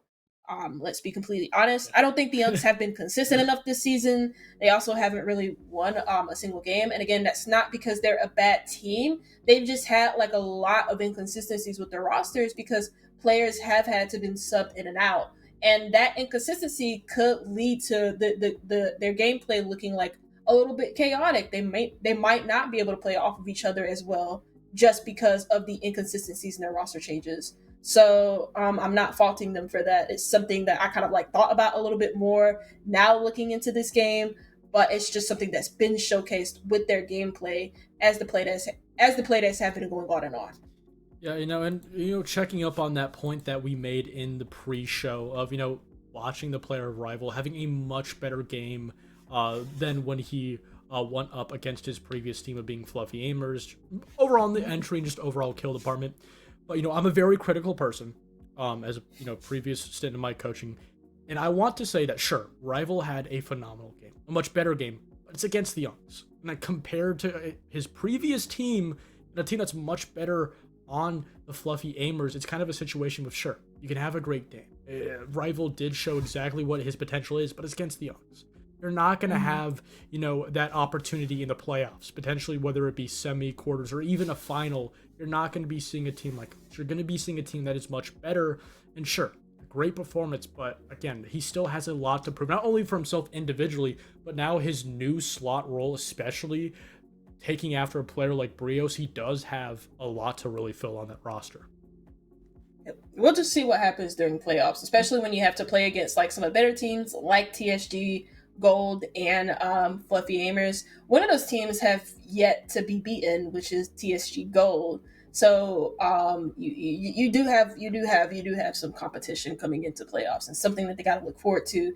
This was an easy enough series for them, and they've been able to win it quite convincingly, consistently looking like the better team, consistently looking like the better individuals, and that's exactly what you want to see from a staple T2 team like Thrive. Yeah, and I believe, unless my producer will yell at me, this is our final game day for this week. We will be back next week as playoffs continue to approach closer and closer. Again, keep in mind, every single team that is still left, including the Youngs, even though that they are 0-5, are confirmed for playoffs. This match was simply just better seeding that Thrive will more than likely get as they continue to go even higher up in their division. But, from both me and Chuck in our entire prod studio, thank you for watching tonight, and have a great rest of your night.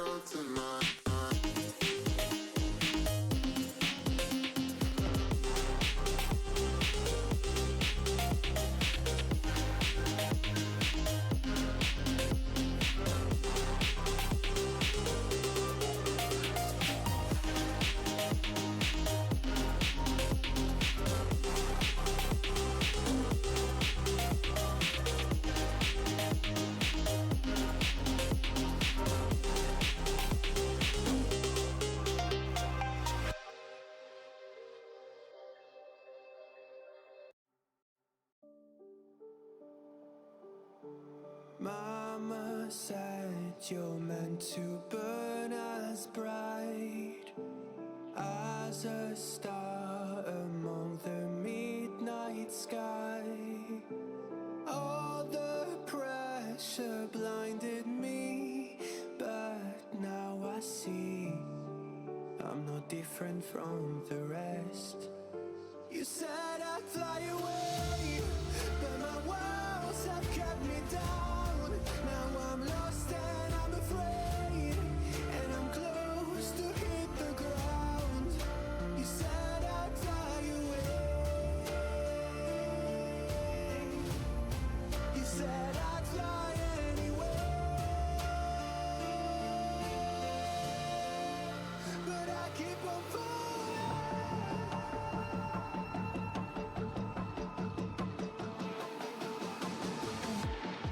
You said I'd fly anyway.